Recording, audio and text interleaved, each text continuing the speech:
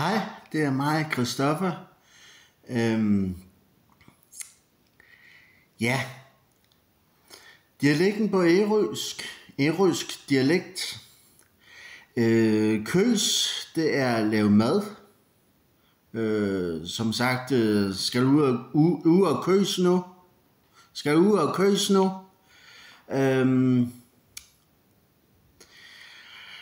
Skal du ud og lave mad nu? Skal du ud og køs nu? Skal ud og køs nu? Og ja, og der er også toneaccenter i langlandsk, altså i sydlanglandsk, og i Bagenkop, som hedder Bagenkop. Ja, altså det... Ja, I vil nok synes at det lyder som Bangkok. Men det er Bagenkop. Bagenkop på rigsdansk. Og Bangkok på Bagenkopsk dialekt. Men der har man også to toneaccenter, ligesom i svensk og norsk og i ærøsk og als. Og man har det også på Rømø.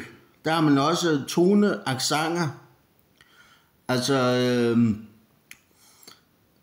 stigende og falden i tonen, og den anden accent er falden og stigende i tonen.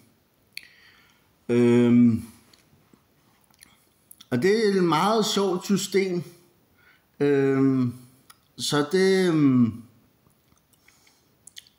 og man siger også...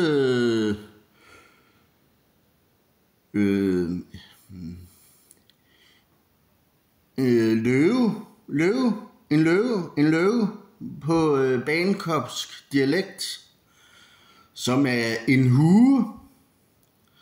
Og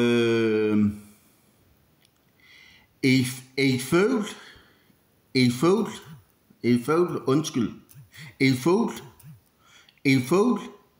som er en fugl.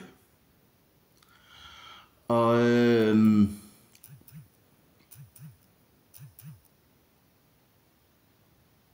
ja, og man har på Sydlangeland, der har man to toneaccenter, og på Nordlangeland, der har man kun bevaret de to toneaccenter. Og på Midtlangeland, der har man så ligesom på Sydfyn, altså der har man fynsk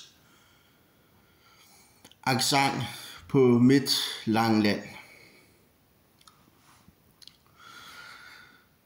Og ja, man siger, at altså der er nok noget med, at i Spodsbjerg, der har man, det minder nok om Lollands. Det er ikke helt langlandsk. Der er noget lollandsk i. Jeg ved ikke, om det er rigtigt, men det... Ja, nå. Men I må have det godt, og vi ses snart igen. Hej.